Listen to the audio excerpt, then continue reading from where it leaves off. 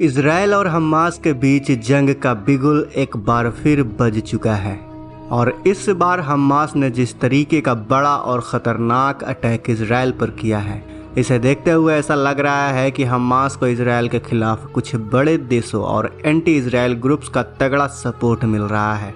क्योंकि इजराइल ने हमास के इन हमलों के जवाब में हमास के खिलाफ युद्ध का ऐलान कर दिया है। दुनिया भर के देशों ने इजराइल की तरफ जाने वाली अपनी फ़्लाइट को कैंसिल करना शुरू कर दिया है और इस बार इजराइल न सिर्फ हमास को महज जवाब देने वाला है, बल्कि इजराइल के प्रधानमंत्री बेंजामिन नेतन्याहू ने यह साफ तौर पर कह दिया है कि वे हमास के लड़ाकों का खात्मा करने के साथ ही इसके वजूद को ही जड़ से ख़त्म कर देंगे। यही नहीं,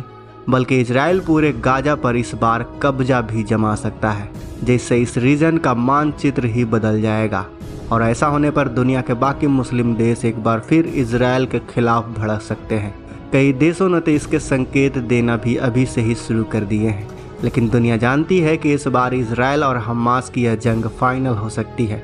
इसलिए हमें बाहरी देशों का हस्तक्षेप भी बड़े तौर पर देखने को मिल सकता है और क्योंकि इस बार जंग की शुरुआत हमास द्वारा की गई है, ऐसे में काफ़ी देशों का सपोर्ट और सहानुभूति इजराइल को भी मिल रहा है। इस वीडियो में हम यह देखने वाले हैं कि इजराइल और हमास की इस नई जंग में अभी तक किस किस देश ने क्या रिएक्शन दिया है और आगे कौन कौन से देश किसका पक्ष ले सकते हैं। वीडियो के अंत तक बने रहें।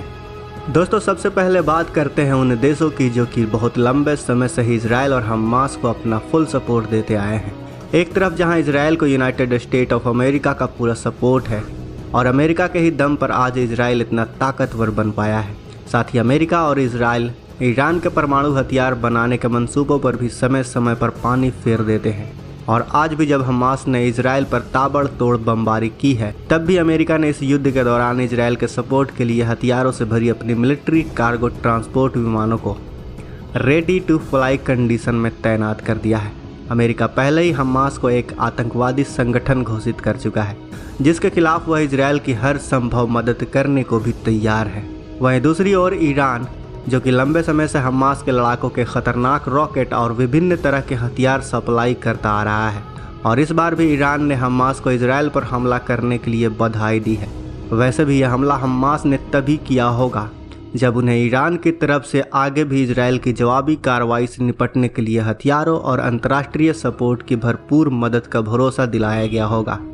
जिसमें ईरान द्वारा समर्थित लेबनान से हिजबुल्लाह ने भी इजराइल से लगी अपनी सीमा पर गोलीबारी और बमबारी करनी शुरू कर दी है, ताकि इजराइल के साथ युद्ध के लिए हमास के साथ लेबनान की तरफ से भी इजराइल के खिलाफ एक और फ्रंट खोल दिया जाए, जिसकी इजराइल और हमास के इन दो डायरेक्ट सपोर्टिव देशों के बाद दुनिया के बाकी देशों की बात करें तो इस बार भारत ने हमेशा की तरह दोनों ही पक्षों से शांति की अपील करने की बजाय इस बार सीधे सीधे इजराइल को अपना सपोर्ट देने की बात कर दी है और हमास के हमलों का कड़ा विरोध भी किया है। वहीं इजरायली गवर्नमेंट ने भी भारत में ट्विटर पर ट्रेंड हो रहे वीर सपूत इजराइल मूवमेंट को देखते हुए भारत का धन्यवाद भी किया है। तो वहीं भारत के विपरीत पाकिस्तान ने हमेशा की तरह इस बार भी इजराइल पर हुए इन हमलों को जायज़ ठहराया है और कहा है कि फिलिस्तीनियों को अपने हक के लिए लड़ाई लड़ने का पूरा अधिकार है और वे आगे भी इसमें किसी न किसी तरीके से विश्व मंच पर इजराइल के खिलाफ हमास और फिलिस्तीन का ही समर्थन करेंगे। इसके अलावा यूरोपियन देशों की बात करें तो उन्होंने पहले ही हमास को अमेरिका के साथ एक आतंकवादी संगठन घोषित कर दिया है और ब्रिटेन, फ्रांस, जर्मनी, इटली जैसे देशों ने खुलकर हमास के हमलों की कड़ी निंदा की है और कहा है कि वे इस मुहिम में इजराइल के प्रति सहानुभूति रखते हैं और हमास के खिलाफ इजराइल के साथ खड़े हैं। तो वहीं हमास की बात करें तो कतर, इन्होंने भी हमास के इन हमलों को सही ठहराया है और कहा है कि इसके लिए इजराइल ही जिम्मेदार है, क्योंकि फिलिस्तीनियों की ज़मीन हड़पने और अल-अक्सा मस्जिद में इजरायली फ़ौज द्वारा की जाने वाली हिंसात्मक कार्रवाई के चलते ही इस तरीके के हालात बने हैं। इसी तरीके से अफगानिस्तान के तालिबान ने भी हमास का सपोर्ट करते हुए इस रीजन के देशों से अपील की है कि वह फिलिस्तीनियों के हक के लिए इजराइल पर दबाव बनाने का प्रयास करें। वहीं सीरिया भी इजराइल के खिलाफ यह साफ तौर पर कह चुका है कि हमास की इजराइल पर हमलों का हम समर्थन करते हैं और इजराइल के भीषण पलटवार को देखते हुए इस जंग में अंतर्राष्ट्रीय समुदाय से हस्तक्षेप की मांग कर रहे हैं। बात करते हैं कुछ अन्य न्यूट्रल देशों की, तो इसमें सबसे पहले है किंगडम ऑफ सऊदी अरेबिया।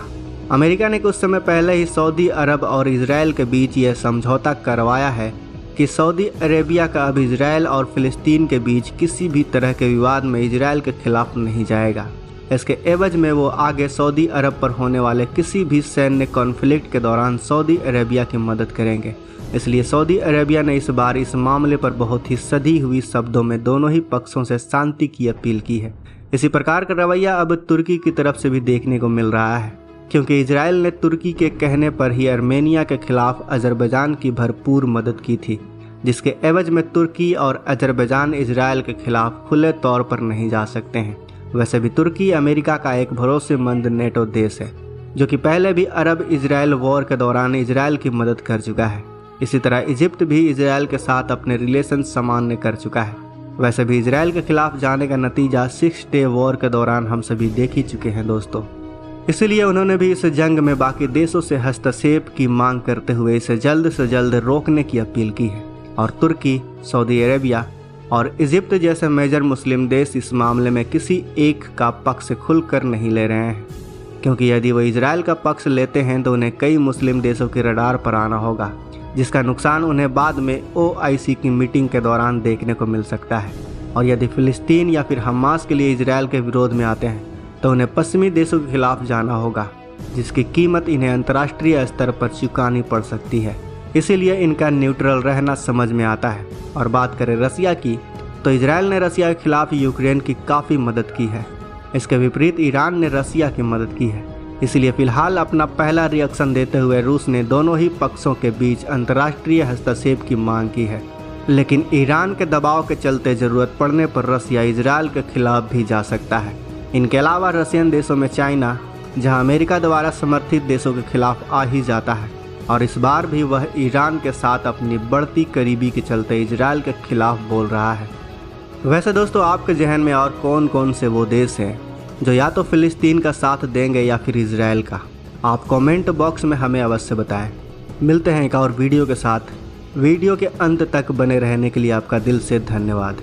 अगर ये वीडियो आपको पसंद आई है तो इस वीडियो को लाइक करें, अपने दोस्तों के साथ शेयर करें, और अगर आपने अभी तक इस चैनल को सब्सक्राइब नहीं किया है तो इस चैनल को भी सब्सक्राइब कर लें। मिलते हैं अगले वीडियो में।